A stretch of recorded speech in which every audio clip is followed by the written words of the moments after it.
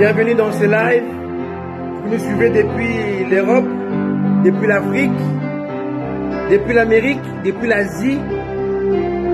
Tout ce qui est là et qui aimait la parole révélée, non mixée, la parole incarnée, la parole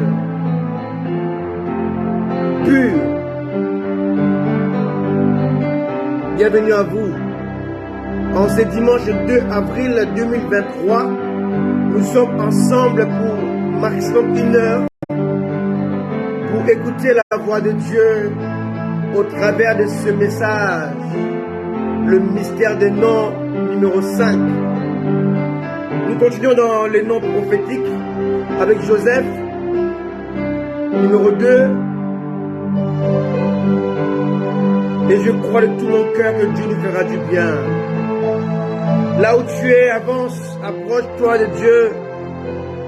Et je crois de tout mon cœur qu'aujourd'hui encore Dieu va toucher ton cœur, va te bénir par ce message. Et je vous préviens, aujourd'hui, Dieu parlera aux Africains. Il parlera aux Africains. Il parlera au monde, mais en particulier aux Africains. Si tu viens d'Afrique, Dieu te parlera aujourd'hui.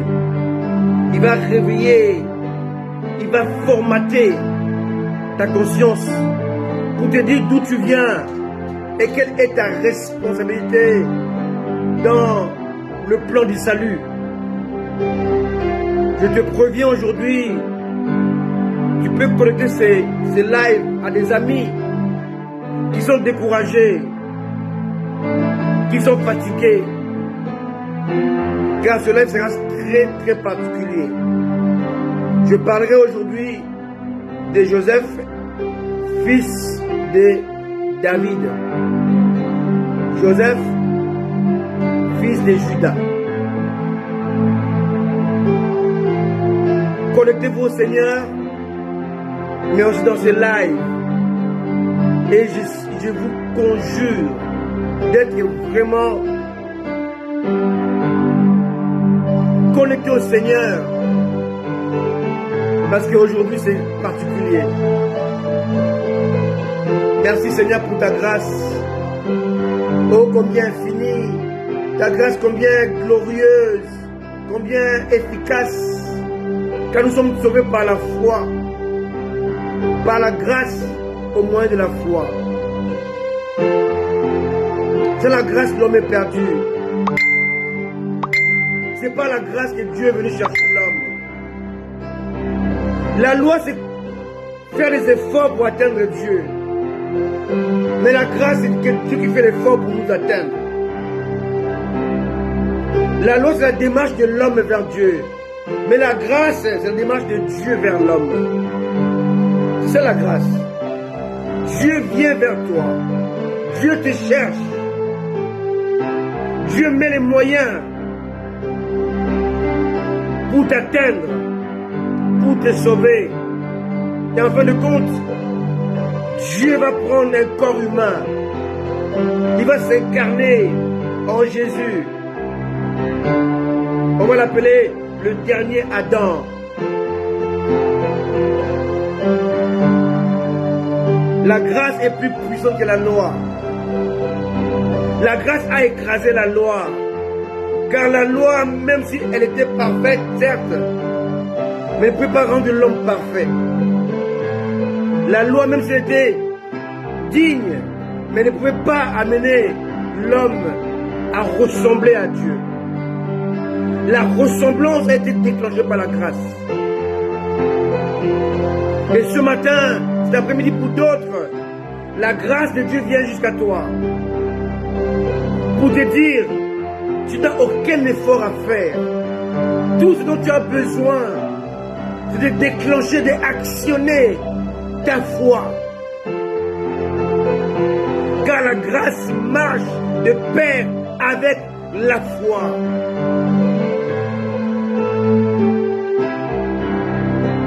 Que la grâce de Dieu soit sur vous ce matin. Vous qui êtes là connectés depuis l'Europe, l'Afrique, depuis l'Amérique, depuis l'Asie, Que la grâce de Dieu vous saisisse et que chacun connaisse et comprenne d'où il vient et quelle est sa mission par rapport à la grâce de Dieu. Oh, que Dieu nous aide à comprendre ces choses, même si elles sont profondes, même si elles sont mystérieuses, même si elles sont inédites, mais que Dieu puisse nous donner la force, la connaissance, la sagesse, que Dieu puisse aiguiser notre intelligence, que nous puissions saisir la hauteur, la dimension de la grâce de Dieu. La grâce ouvre la porte au salut. La grâce permet à Dieu de se surpasser, de se dépasser, de s'incarner, de venir jusqu'à toi, toi qui me suis. La grâce de Dieu. Là où tu es, contemple ce grand Dieu à cause de sa grâce. C'est par sa grâce que nous pouvons nous approcher de ce Dieu. Car la rédemption a été manifestée dans la grâce. Sans la grâce, c'était impossible. Parce que Dieu déclenche la rédemption. La rédemption est la fille de la grâce. Elle vient de la grâce. Elle est issue de la grâce. Elle émane de la grâce. La rédemption, c'est lorsque le choix de Dieu vient pour mourir, payer les prix que tu ne saurais jamais payer. Jésus a payé les prix pour ta vie. Jésus a pris ta place. Il a été maltraité. Il a été rejeté. Il s'est fait pauvre pour t'enrichir. Il s'est fait petit pour ta promotion. Il a été rejeté pour que toi tu sois approuvé par Dieu et de Dieu. La grâce est l'élément que Satan n'avait jamais compris et ne comprend toujours pas. Car dans la grâce est caché le mystère, la profondeur, la dimension incommensurable, infinie, inexplorée de la pensée de Dieu. La grâce vient te chercher là où tu es tombé. La grâce vient te chercher là où tu es, dans la fosse, dans le trouble, dans la perdition. La grâce vient jusqu'à toi. N'aie pas peur, ne pleure pas, n'abandonne pas, ne lâche pas. No panique, no stress. La grâce vient jusqu'à toi. Dieu par sa grâce, il vient jusqu'à l'homme. Il s'incarne pour que l'homme comprenne son langage. Dieu qui est infini, Dieu dont le monde, dont l'univers ne peut pas contenir, mais il s'est contenu dans l'homme. Il s'est limité dans l'homme. Lui, l'infini, lui, limité, lui, le plus grand. Car l'infini est fini en Dieu. L'éternité est moins étendue que Dieu. Car Dieu est plus étendu que l'éternité. Il est plus grand que l'éternité. Mais il a désiré, par sa grâce, de s'incarner, de se limiter dans l'homme que tu es, que je suis. C'est ça le mystère de la grâce. Toi qui me suis, si tu es issu de l'Afrique, si tu es issu de la race noire, ce message est pour toi. Si tu connais quelqu'un, ce matin, cet après-midi, qui est troublé par rapport à ce qui arrive à l'homme noir, à la race noire, à l'Afrique, envoie-lui cette invitation. Connectez-le, invite-le. Car aujourd'hui, Dieu va t'ouvrir les yeux. Tu sauras qui tu es par rapport à son plan rédempteur. Il est question de la rédemption, il est question du salut, depuis le début de ces messages, les mystères, des noms. Il n'est question que du salut. Marie, mère de Jésus, a conçu le salut. Marie de Béthanie a encensé le salut, a couronné le salut par son parfum qui est une adoration. Marie de Magdala a vulgarisé le salut. Joseph, fils de Jacob, a protégé le salut, était encore semence dans le rein de Judas. Aujourd'hui, nous allons voir Joseph, l'époux de Marie, fils de David. Qu'est-ce qu'il a fait par rapport au salut? Et dimanche prochain, on verra Joseph d'Arimathée. Qu'est-ce qu'il a fait par rapport au salut? Après, nous allons passer à Simon. Simon Pierre. Simon le magicien. Simon les sirènes. Dieu a pris 3 noms dans lesquels il a caché le mystère du salut. Le nom de Marie, nom de Joseph et nom de Simon. À chaque fois, nous allons voir 3 types de noms, 3 types de Marie, 3 types de Joseph, 3 types de Simon.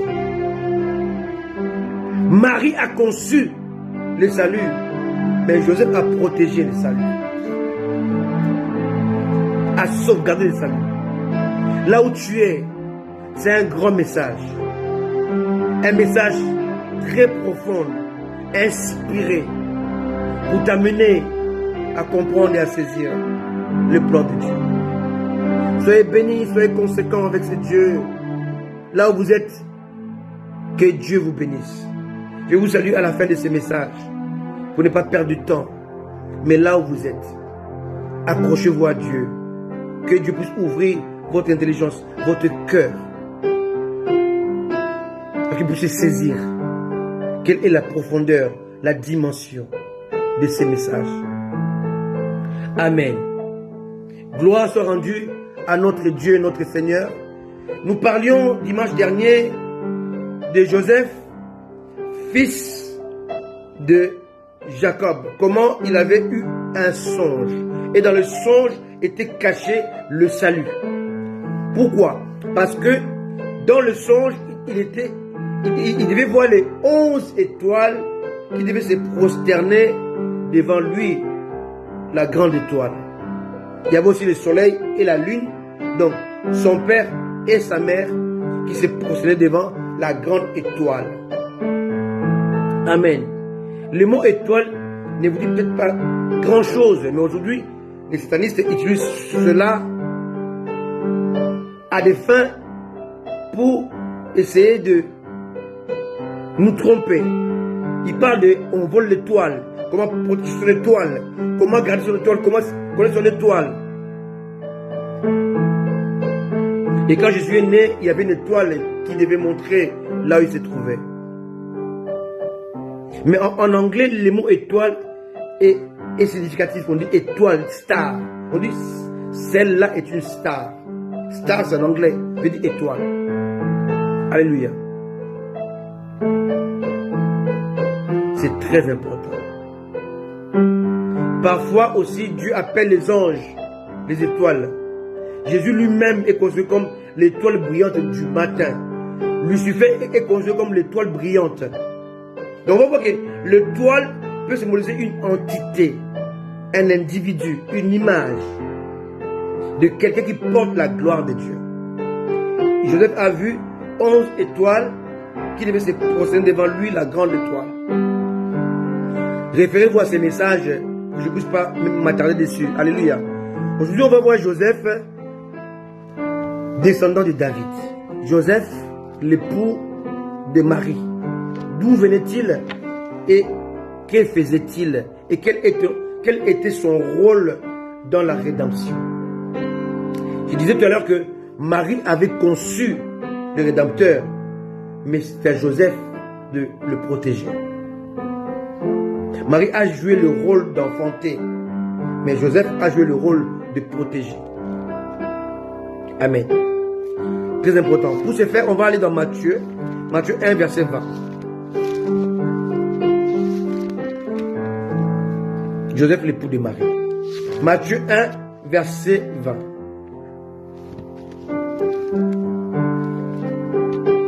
Gloire à Dieu. Je vous promets, tenez-vous bien sur vos chaises, si vous êtes assis, ou sur votre lit, si vous êtes assis, si vous êtes allongé, car ce message va secouer, va vous secouer. Je le sais. Je vous le promets. Joseph 1, Matthieu 1, verset 20. Nous lisons.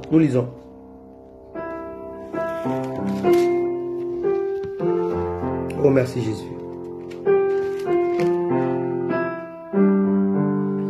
Comme il pensait, lisons le verset 18. Voici de quelle manière arriva la naissance de Jésus-Christ.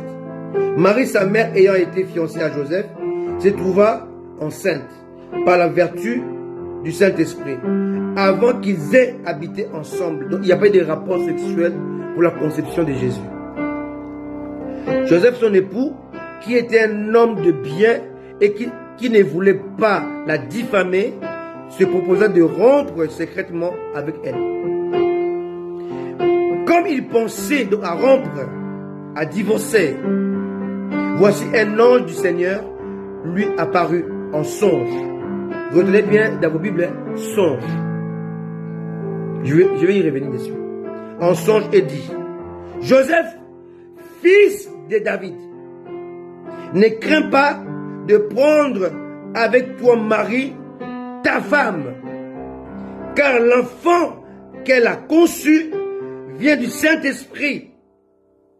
Pour ceux qui pensent à la Trinité, par exemple, je vais vous choquer aussi. On dit, il y a le Père, le Fils et le Saint-Esprit. Mais ici, cette pensée est détruite. Ici, la Bible dit que le Saint-Esprit est le Père de Jésus. My goodness! Alléluia! Amen! Ici, la parole te dit, nous dit que le Père de Jésus s'appelle le Saint-Esprit. Oh Dieu! Je vous promets aujourd'hui que vous serez secoués de votre raisonnement religieux.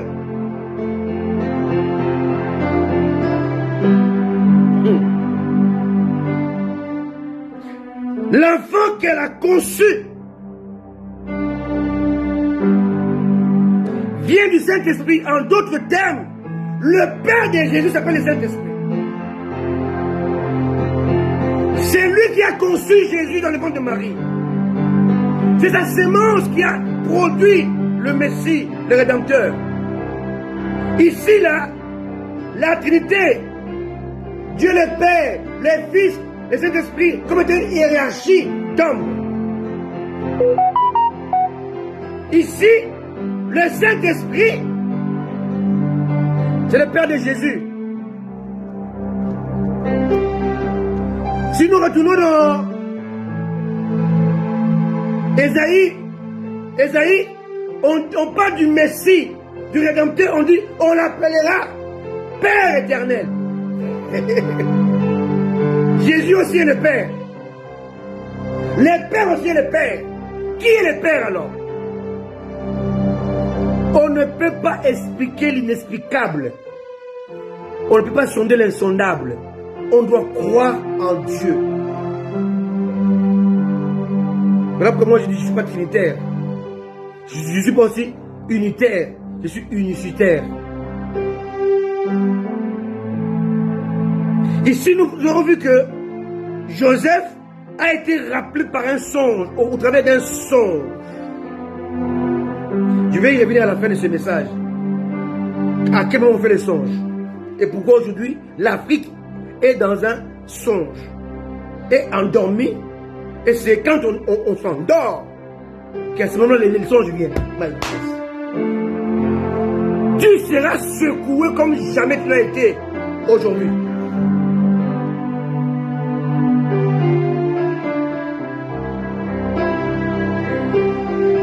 Joseph dormait.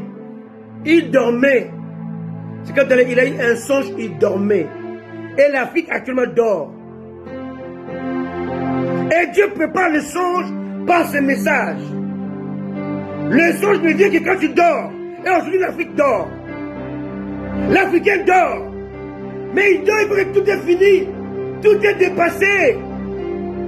Mais il ne sait pas, il ignore qu'au travers de son sommeil, que le songe divin va venir.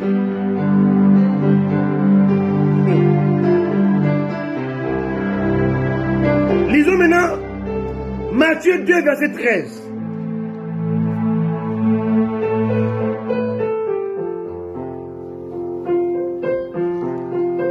Lorsqu'il fut parti, non, on commence par les versets 10. Hein? Quand ils aperçurent l'étoile dans les mages, l'étoile, ils furent saisis d'une grande joie. Les mages, dit 11, Matthieu 2, verset 11. Ils entraient dans la maison. Ici, on parle de la crèche. Ça encore, les chrétiens sont tellement détruits de leur connaissance erronée. Hein? On montre que les mages, ils sont allés voir Jésus dans la crèche, donc dans les tables. C'est complètement absurde et faux. Les mages n'ont jamais vu la crèche, n'ont jamais été à l'étable. À l'étable, c'était les bergers qui étaient allés voir l'enfant à l'étable. Mais les mages ont été allés dans une maison. Donc ce que vous voyez aujourd'hui, tout est faux. Tout est faux. Les mages qui sont allés voir Jésus, on n'a jamais dit leur nombre. On n'a jamais dit qu'il y avait un noir. On n'a jamais dit qu'il y avait un blanc. On n'a jamais dit combien ils étaient. Mais ils étaient plus de deux. Deux ou plus. Mais tout ce qu'on sait, c'est que les mages ne sont pas allés dans les tables. Jésus n'était pas dans les tables quand les mages sont arrivés. Jésus était dans une maison. Quand ils aperçurent l'étoile, ils furent saisis d'une grande joie. 11. Ils entraient dans la maison, pas dans les tables. Amen. Donc j'ai commencé à enlever ça dans votre tête, hein, et dans vos maisons, faites des crèches avec Jésus et les mages. C'est anti-biblique, anti-scripturel. C'est écrit nulle part. Les mages sont allés dans la maison, pas dans les tables. Dans les tables, c'était les bergers, pas les mages.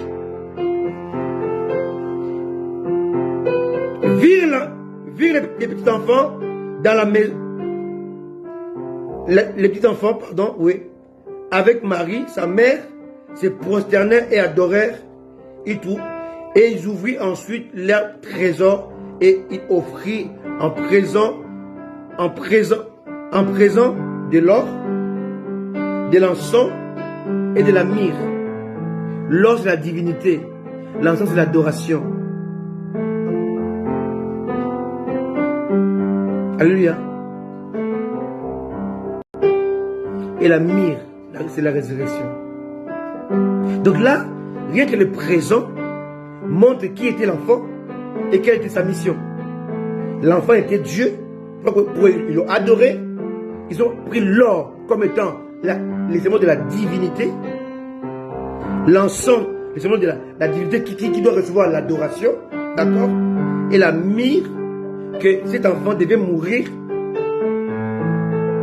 et ressusciter. Allô? Alléluia. 12. Puis divinement averti, en songe encore en songe. Donc, ils étaient endormis. De ne pas retourner vers Hérode. Ils regagnèrent leur pays par un autre chemin. Voilà notre verset d'aujourd'hui, c'est ça. Verset 13, Matthieu 2, verset 13. Lorsqu'il fut parti, voici un ange du Seigneur apparut en songe à Joseph et dit, lève-toi, prends le petit enfant et sa mère, puis fuis en Égypte et restez-y jusqu'à ce que je te parle. Ça, c'est la foi, ça. C'est comme ce que Dieu avait dit à Abraham, quitte ton pays, va dans le lieu que je te montrerai. Donc là, tu es suspendu. Alors, aujourd'hui, les chrétiens ne veulent pas être suspendus par rapport à la foi. Il veut être tout et précis. Il veut que Dieu nous dise ça, quel jour, quelle date, quelle année, quelle heure. Non, la foi, c'est pas ça. Alléluia. C'est ça le fétichisme. Dieu te parle par rapport à ce que tu puisses être dans l'espérance, dans la foi, dans la persévérance, dans l'attente.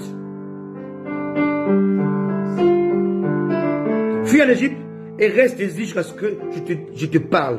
Car Hérode cherchera le petit enfant pour le faire périr. Aujourd'hui, il y a des Hérodes qui veulent tuer la vision. Ici, il n'est pas question d'un enfant ordinaire. Et c'est un enfant salut. Alléluia. Ce n'est pas l'enfant ordinaire, c'est l'enfant salut. L'enfant rédempteur. L'enfant qui doit grandir pour devenir fils. Un enfant nous est né, mais un fils nous est donné. On ne donne pas l'enfant, on donne un fils. L'enfant devait grandir. Voilà pourquoi il était sous le tutorat, sous l'autorité, sous la sauvegarde de Joseph. Tu es Joseph, toi qui me suis, et tu portes en toi les trésors de Dieu, les saluts de Dieu, pour les transmettre aux autres qui t'écoutent, qui te suivent, comme étant les leaders. Dieu a placé en toi les saluts. Alléluia.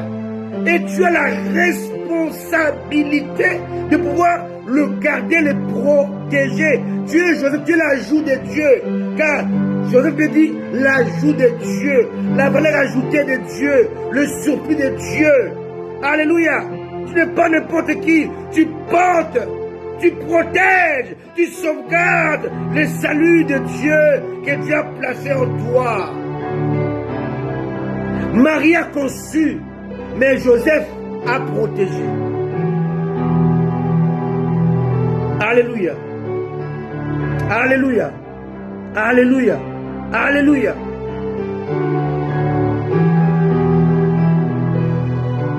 Les saluts étaient menacés. Le bébé prédestiné était menacé par un autre roi.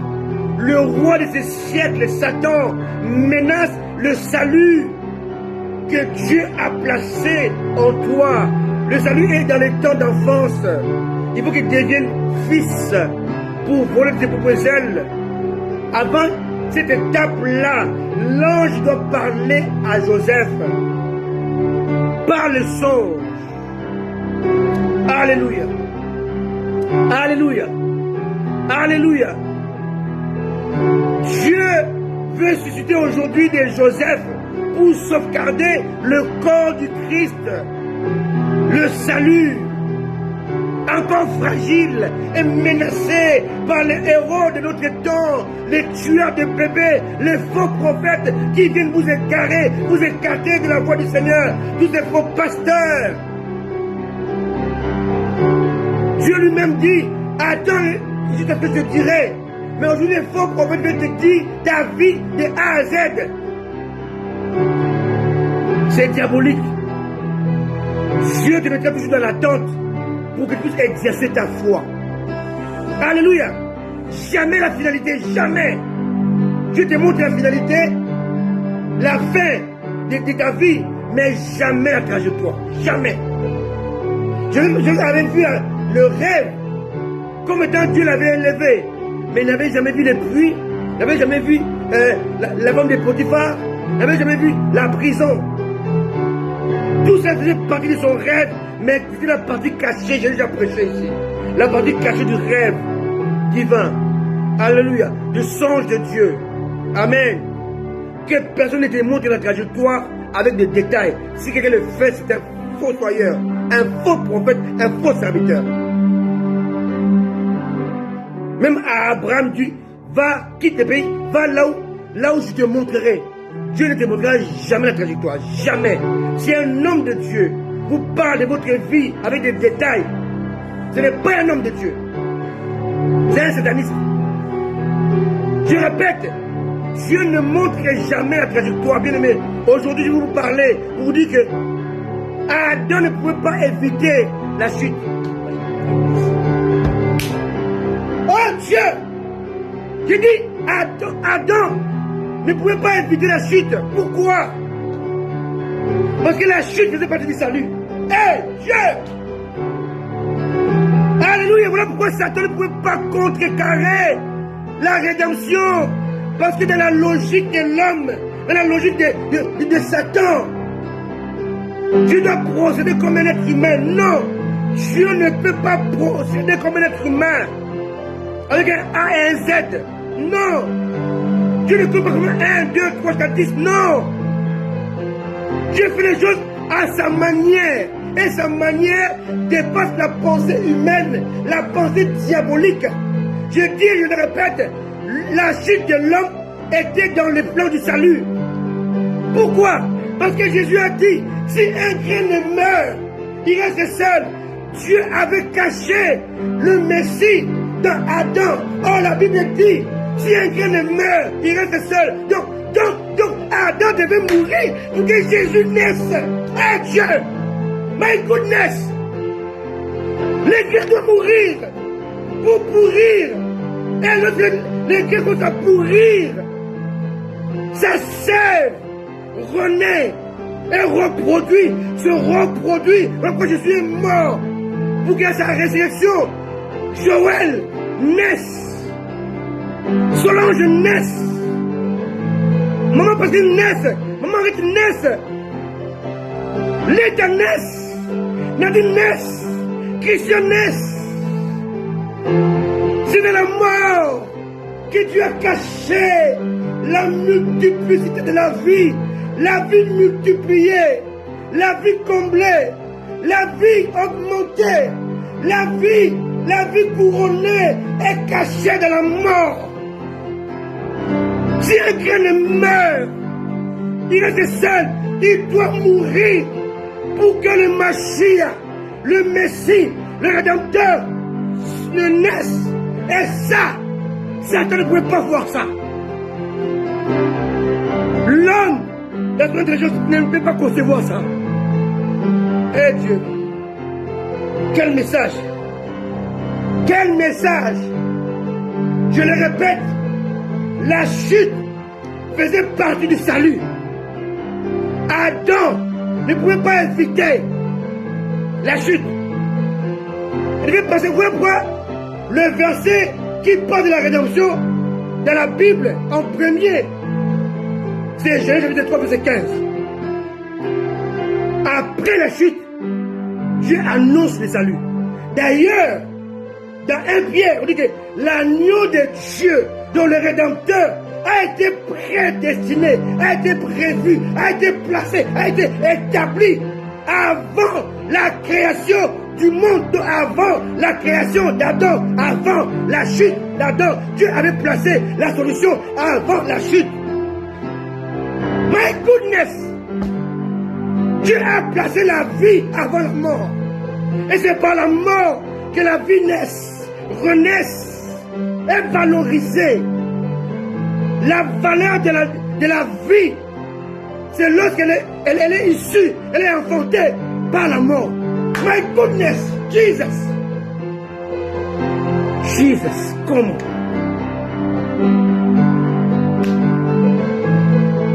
Si tu ne meurs pas, si le vieil homme qui est en toi ne meurt pas, tu ne peux pas contempler la nouvelle nature, le véritable homme qui est caché en toi. Abraham doit mourir pour qu'Abraham ne naisse. Jacob devait mourir pour que Israël ne naisse. Simon doit mourir pour que Pierre ne naisse. Emmanuel doit disparaître pour que Jésus apparaisse. Jésus doit s'écarter pour que le Messie ne paraisse. Comment vous ne comprenez pas? Vous ne comprenez pas la science de Dieu, mes amis. C'est la science de Dieu. La mort est la mère de la vie. Jesus. Et aujourd'hui, personne ne veut mourir. La mort est l'antichambre de l'éternité. Tu dois mourir. Et aucun homme de Dieu, aucun pasteur, aucun chrétien n'accepte la mort. Or, la mort est l'antichambre de la vie éternelle. Jesus. Jesus. Tu dois mourir. Est-ce que tu me comprends? Tu dois accepter de mourir. Sans la mort, il n'y a pas de vie.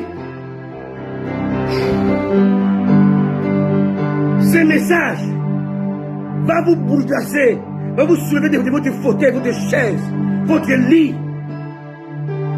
et votre religion poussiéreuse, ancienne, dégoûtante, vieillie. Et Dieu m'a envoyé, il m'a établi pour vous dire, vous Africains, vous n'êtes pas n'importe qui. Laissez-moi vous parler un instant du mystère de salut sauvegardé en Égypte. Pourquoi l'Égypte? Or ici, on est il y a 2000 ans. Il y a très longtemps. Le monde n'était pas comme aujourd'hui. Quand on parle de l'Égypte ou de l'Éthiopie, on parle de l'Afrique. Et quand on parle de l'Égypte, on parle de l'homme noir. Maintenant, vous allez voir qu'est-ce que Dieu a caché dans le mystère du salut. Pourquoi le salut était sauvegardé en Afrique? Pourquoi? Est-ce que c'est un hasard? Non. Pas du tout. Pas du tout. Rappelez-vous, Joseph, les fils de Jacob, devait amener tout le peuple de Dieu, tout son peuple. Ils étaient 70. Il devait tous les amener en Égypte. Pourquoi? Pour leur salut. Pour leur salut, s'il vous plaît. Pour leur salut. L'Afrique n'est pas le berceau de l'humanité, mais le berceau du salut.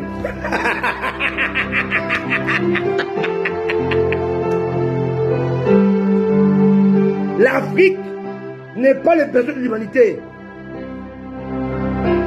mais l'Afrique, marquez-le, est le berceau du salut, la sauvegarde du salut. C'est l'Afrique.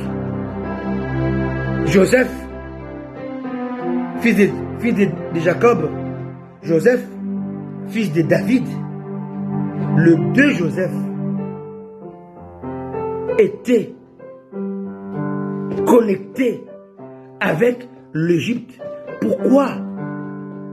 Parce que Dieu, dans sa préscience, dans sa connaissance, avait choisi dans son élection l'Afrique pour garder et protéger le salut. Dieu t'appelle, toi qui souffres, toi qui es africain, toi qui viens de l'Égypte, toi qui viens de l'Afrique, à sauvegarder son salut. À l'époque de Joseph, fils de David, le salut s'est trouvé dans le rein de Juda. Et à l'époque de Joseph, fils de David, l'époux de Marie, le salut était déjà conçu, mais était encore enfant. Il fallait le garder pour l'amener à devenir fils. Dieu n'a pas donné l'enfant, mais Dieu a donné le fils.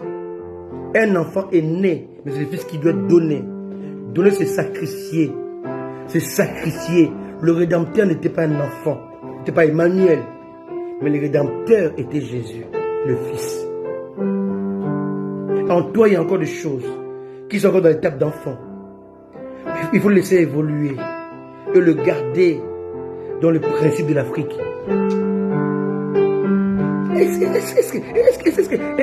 Est-ce que l'Église comprend là où je suis arrivé avec Dieu, avec la révélation? Le deux Joseph, fils de Jacob et fils de David, le deux ont un point commun, même deux points communs. Le premier point commun, c'est le songe. Le deuxième point commun des deux Joseph, c'est l'Afrique. Le troisième point commun, je peux ajouter, c'est le salut. Donc le deux Joseph avait trois points communs. Le deux a eu le songe.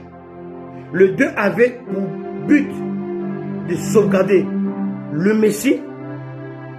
Dans le premier Joseph, le Messie était dans le rein de Juda.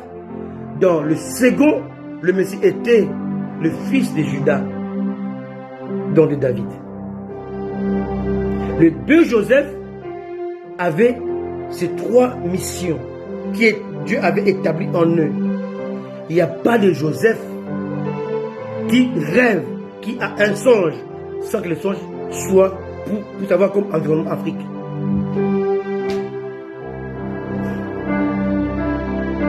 L'Afrique est l'ajout de Dieu. C'est quoi un ajout? Un ajout, quelque chose qu'on n'avait pas, on avait ignoré au préalable. On ajoute après. L'ajout vient après pour faire la différence. Pendant des milliers, des millénaires, l'Afrique a été vilipendée, négligée, esclavagisée, rejetée, jugée faussement. Mais dans les temps de la fin, l'Afrique va redevenir l'ajout de Dieu, la pièce maîtresse de Dieu, la valeur ajoutée de Dieu. Laissez-moi vous parler doucement. Genèse chapitre 37, Joseph va rêver. Quel Joseph? Le fils de Jacob. Alléluia. Et dans son rêve, il y a la sauvegarde du Messie qui était caché dans le rein de Juda, qui s'est trouvé dans le désert. Alléluia. Dans Canaan actuel, Abraham, Jacob était dans Canaan, mais comme des étrangers. Mais devait aller en Égypte pour que Dieu puisse améliorer les Canaan, faire de ces lieux là où coule le lait et le miel. Mais ils étaient là-bas avant. Mais les efforts pour faire jaillir le lait et le miel n'étaient pas donnés. Il donne autant à ses bien-aimés pendant leur sommeil. C'est pendant le sommeil que Dieu donne le rêve, les songes. Vous voyez un peu comment tout s'emboîte. Joseph, fils de Jacob, Joseph, fils de David, donc fils de Judas. Les deux avaient un point commun, les songes. Et quand on parle de songes quand on dort. On dort souvent quand on est fatigué. Et souvent la fatigue est l'image du désespoir. Alléluia. Alléluia. On peut t'enlever l'argent, les richesses. On ne peut pas t'enlever la capacité d'avoir un rêve. Alléluia. Le monde peut tout enlever. On peut te déclasser. On peut te vilipender. On peut te rejeter. Mais on ne peut pas t'empêcher de rêver, de dormir et d'avoir un songe. Les deux avaient un songe. Genèse chapitre 37 pour le premier Joseph. Le deuxième Joseph, Matthieu 1, 20. Matthieu 2, 13. Le songe demeure en outre le moyen par lequel le Seigneur peut nous avertir. Soit d'un événement heureux, soit d'un événement malheureux. Alléluia. On va voir les songes de Pharaon qui annonçaient un événement malheureux. Les songes du roi annonçaient un événement malheureux. Les songes de Joseph annonçaient un événement heureux. Les songes de Joseph, fils de David, annonçaient un événement malheureux. Donc le songe est toujours le moyen par lequel Dieu passe pour nous avertir, nous prévenir, nous aviser. Nous avertir d'un événement qui doit arriver, qui annonce un événement qui est dans la volonté souveraine de Dieu. Comprenez-moi très bien. Dieu voulu. On voit que il y a un songe, donc il y a sommeil. Deuxièmement, on voit l'environnement du songe. C'est l'Égypte. La mention d'Égypte fait allusion à l'Afrique, mais également à l'homme noir. Aucun homme noir dans le monde ne peut se soustraire de l'Afrique. Tous les pays, Honduras, Brésil, et tous ces pays d'Amérique latine ont été conçus par des Africains. L'Haïti, 90% des gens qui sont en Haïti viennent de Bénin. Dans Haïti et le Bénin, ils ont les mêmes coutumes, les mêmes mœurs, même sorcellerie, même façon de procéder. Alléluia. Essayez de vous cultiver un tout peu pour comprendre quelle est la géopolitique de Dieu. Qu'est-ce que Dieu fait? Évolue un peu. Aujourd'hui, je vais m'adresser à toi. Toi qui viens d'Afrique. À toi issu de la race noire, race africaine. Une race méprisée, diminuée, dénigrée, rabaissée, esclavagisée, colonisée. Depuis des siècles. Aujourd'hui, la colonisation est maintenant mentale. On appelle ça l'aliénation. On a l'impression que tout ce qui est issu de l'homme blanc est meilleur que ce qui est issu de l'homme noir. C'est une fausseté. Tout ce qui soutient la science aujourd'hui, c'est les mathématiques. Et les maths viennent d'Afrique. On peut parler aussi de la Grèce. Mais l'algèbre vient d'Afrique. Laissez-moi vous dire ceci. Dans 20-25 ans, on est en 2023. Dans 20 ans ou 25 ans à venir, si Jésus ne revient pas, le monde entier va dépendre à 100% de l'Afrique pour sa survie. Laissez-moi vous expliquer ça en 2 minutes. Le voiture électrique fonctionne avec le cobalt, dont plus de 60% des découvertes du monde se trouvent en RDC. Eh bien, plus de 60% de cobalt avec lequel on fait les voitures électriques. Dans 25 ans, il y aura plus une voiture qui roule à l'essence ni au gasoil. Dans 25 ans, ça sera terminé. Toutes les voitures qu'on va fabriquer dans 25 ans ou dans 30 ans seront des voitures électriques. Et plus de 60% de cobalt par lequel on fabrique des voitures électriques se trouve en RDC. Allô? C'est pas fini. Les appareils électriques, portables, ordinateurs, tout ce qui est électrique, technique, scientifique, technologique, fonctionne avec les coltans. Et 90% des coltans de la planète se trouvent en RDC. Troisièmement, bientôt, l'énergie nucléaire va prendre l'ampleur dans le monde. L'énergie nucléaire fonctionne avec l'uranium. 90% de l'uranium du monde, de la planète, se trouve dans 2 pays. 90%. En RDC et au Niger.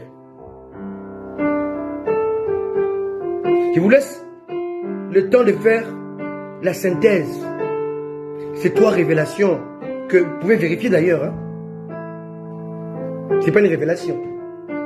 On peut le vérifier. C'est scientifiquement prouvé. Vous allez comprendre le pourquoi de la guerre en RDC. La guerre de la RDC, c'est la guerre de coltan, la guerre de cobalt et la guerre de l'uranium.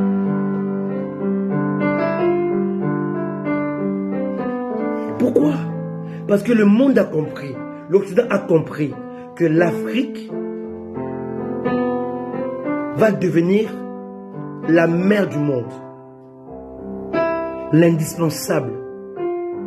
Par rapport à l'énergie. Par rapport à la survie. La RDC contient 70% d'eau potable. D'eau, ça s'appelle quoi? Style. Comment ça en français? Non, style. Hein? Eau douce. Voilà, eau douce. Style. 70% de l'eau douce. Bientôt, il y aura la guerre des eaux. Est-ce que les chrétiens comprennent les enjeux dans lesquels nous sommes aujourd'hui? Mais l'homme africain est plongé dans un sommeil bizarre, un sommeil de la fête, de la musique, des danses. L'homme africain veut danser, veut faire la musique et dans la distraction. Mais j'ai une bonne nouvelle pour eux, pour vous qui m'écoutez, qui me suivez, que c'est dans le sommeil que Dieu envoie les sons. Quel que soit votre sommeil, vous serez obligé de rêver. D'abord le songe de Dieu va venir dans votre sommeil. Alléluia! Alléluia! Même dans le songe dans lequel le monde t'a plongé, mais Dieu a prévu le rêve, les songes. Satan a poussé l'homme africain dans le songe, dans le sommeil du désespoir, les sommets de l'esclavagisme, les sommets de la dénigration, du dénigrement, les sommets d'abandon, les sommets de la tristesse, les sommets de découragement. Mais c'est au travers de ce sommeil que Dieu va envoyer le songe dans lequel il y a le salut. Le salut de l'humanité était caché dans un songe. Et ce songe devait être accouché en Afrique. Oh Dieu, est-ce que ton peuple comprend ces choses? Je dis bien, le songe vient quand on dort, quand on a sommeil. Et dans le songe divin, il y a le Messie. Et l'environnement de cette éclosion, c'est l'Afrique. C'est l'homme noir, abandonné, délaissé, vilipendé, rejeté, dénigré, esclavagisé, négligé. Mais c'est de lui que Dieu va faire naître, va protéger le salut de l'humanité. L'ange dit à Joseph, restez-y en Afrique jusqu'au temps marqué par Dieu. C'est ce que je te dirai. Je te rappellerai de retourner en Israël. L'Égypte est le berceau de la rédemption. L'Égypte est le socle, le vecteur du salut. Car le Rédempteur était protégé en Afrique, dans le rein de Juda. Le Rédempteur naquit, était protégé en Afrique. Jusqu'à ce qu'il devienne fils. Tu commences à discerner les choses. Toi qui me suis, tu es Joseph. Et Dieu a caché en toi les mystères du salut. Africain, lève-toi pour évangéliser le monde. Lève-toi pour toucher les nations. Lève-toi pour atteindre ton objectif, ta vision, ta destinée, ton devoir. C'est pas pour que tu es ici en France, tu es ici en Angleterre, tu es ici aux États-Unis, c'est pas pour que tu es ici en Chine. Dieu t'a éparpillé pour une seule raison. Accoucher le salut qu'il a placé dans toi.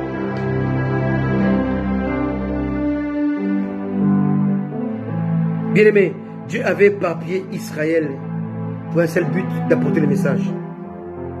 Et quand ils avaient accompli leur tâche, Israël continue à rentrer en Israël. Dieu a éparpillé l'homme africain, l'homme noir dans le monde pour le rendre indispensable, pour qu'il soit porteur de messages, message du salut. L'homme noir est facilement affectable par rapport à la foi. Dans sa culture, l'homme noir connaît Dieu. Vous savez, Israël a appris la circoncision. Mais l'homme noir a commencé la circoncision depuis que Dieu puisse le dire à Israël. Parce que c'était dans ses gènes. Alléluia. Aujourd'hui, la circoncision, elle est spirituelle. C'est par rapport au cœur. C'est par rapport à la foi. C'est par rapport à la connaissance. Aujourd'hui, le plus grand rassemblement du monde dans le christianisme se trouve en Afrique. J'ai vu une vidéo d'adoration inouïe en Égypte. Bien aimé, vous aurez ma femme, quand elle regarde ça, elle pleure. Vous aurez des larmes aux yeux si vous voyez cette image. Je vais essayer de les publier aujourd'hui. Où un pays arabisé, causé par l'islam, adore le véritable Dieu. Et tu peux sentir que Dieu était dans leurs racines, dans leur cœur. Aujourd'hui, toi, Afrique, dans lequel Dieu a sauvegardé le Messie, le salut, le Rédempteur, tu dors. Mais laisse-moi te dire, même dans ton sommeil, Dieu viendra avec le songe. Alléluia. Un homme politique congolais, il est mort aujourd'hui, il s'appelle Honoré Ngwanda. Un jour, il a dit, le Congolais doit se lever. Même s'il ne se lève pas, mais les événements vont le mettre debout. Moi, je te parle aujourd'hui à l'homme africain. Les événements qui vont arriver dans le monde vont te réveiller. Et tu vas te réveiller avec un songe. Un songe divin dans lequel Dieu a placé des saluts des hommes. Dieu veut te bénir aujourd'hui. Dieu veut ouvrir ton intelligence aujourd'hui. Dieu veut t'amener à comprendre ces choses qui sont spirituelles, mais qu'on peut les comprendre d'une manière intelligible, avec les raisonnements, avec l'intelligence, avec la science, avec la démonstration de la géopolitique. Dieu te parle.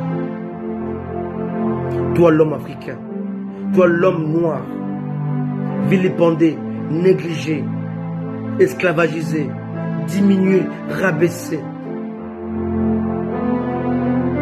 Il veut te dire que il a placé pour toi un trésor dont l'humanité aura besoin, les trésors du salut. Cesse de pleurer, essuie les larmes de tes yeux. Je vous avais dit que ce sera 1 heure et on est prêt pour 40 minutes de message. Mais je vais m'arrêter là pour continuer dimanche prochain avec Joseph d'Arimathée. Encore un autre Joseph. Là où tu es, réveille-toi. Sache que tu as un devoir à accomplir. Tu as une responsabilité à atteindre.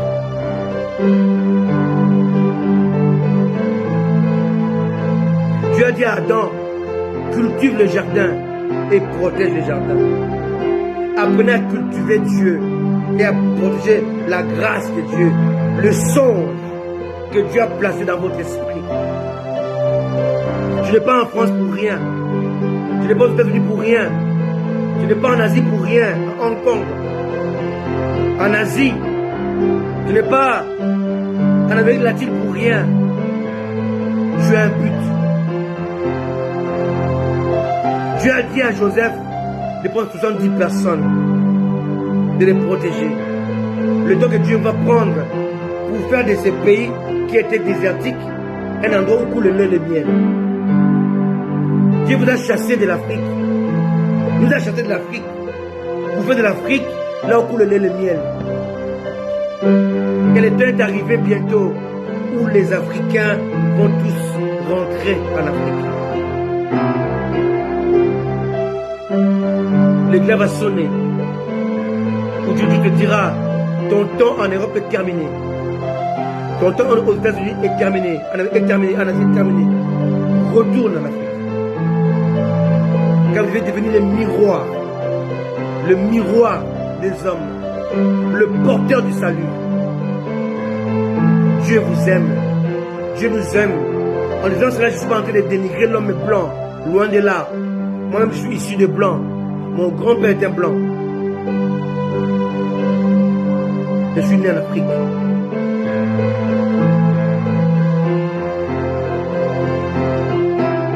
Alléluia.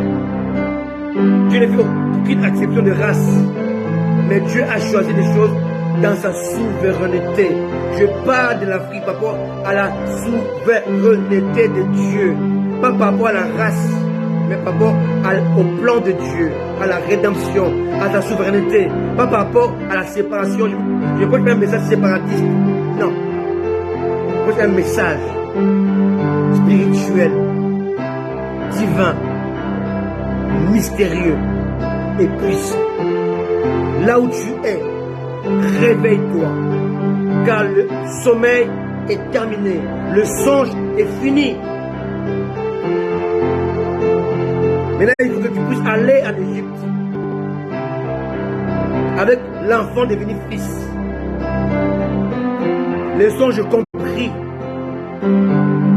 matérialisés, connus. Tu dois savoir d'où tu viens et où tu vas pour accomplir le plan dans lequel tu as été destiné. Cesse de dormir, cesse de pleurer, cesse de te lamenter. Lève-toi, avance, car en toi Dieu a placé un songe divin dans lequel il y a la rédemption. Ouvre ta bouche et parle. Dieu vous bénisse.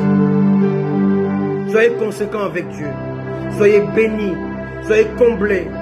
Soyez équipés par la grâce de Dieu. Vous n'êtes pas n'importe qui. De tout mon cœur, avec mon épouse élue, nous serons toujours là. Vous apporter l'ainsi, dit le Seigneur, la parole pure, non mixée. Salut à toi mon ami, de plus de 40 ans, Samuel Matuidi. Mon collaborateur, toi et moi, nous étions comme Paul et Barnabas, Paul et Silas, tu le sais. N'oublie jamais cela.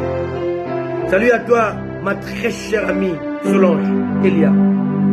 Sois bénie, ma maman chérie, Henriette Soki, qui fouet moi, dans mon cœur. Tu ne mourras pas avant que moi je t'ai béni financièrement. Tu te garderas en vie. C'est dans mon cœur. Salut à toi, maman Pascaline, depuis les États-Unis. Salut à vous tous qui êtes là et qui aimez la parole de Dieu. Salut à toi, prophète Joël, depuis Goma, à l'est du Congo. Même si ça bouge là-bas, mais accroche-toi à Jésus. Salut à vous tous qui me suivez. Salut à toi, homme de Dieu. Jésus m'attend depuis l'Afrique du Sud. Et à vous tous qui suivez ces lives. Soyez bénis. Soyez conséquents avec Dieu. Sois bénie, ma fille qui joue au piano. Tu es bénie. N'oublie pas cela. Soyez bénis, soyez conséquents avec Dieu. Accrochez-vous. N'oubliez pas le songe divin que Dieu a placé en vous. Vous qui êtes issus de l'Afrique. Alléluia. Soyez bénis. Soyez comblés. Car Dieu nous aime. Dieu vous garde. Rendez-vous donné dimanche prochain. Même place, même endroit, avec le même message, inspiré par le Saint-Esprit. Nous vous aimons et vous disons à très bientôt. Ciao.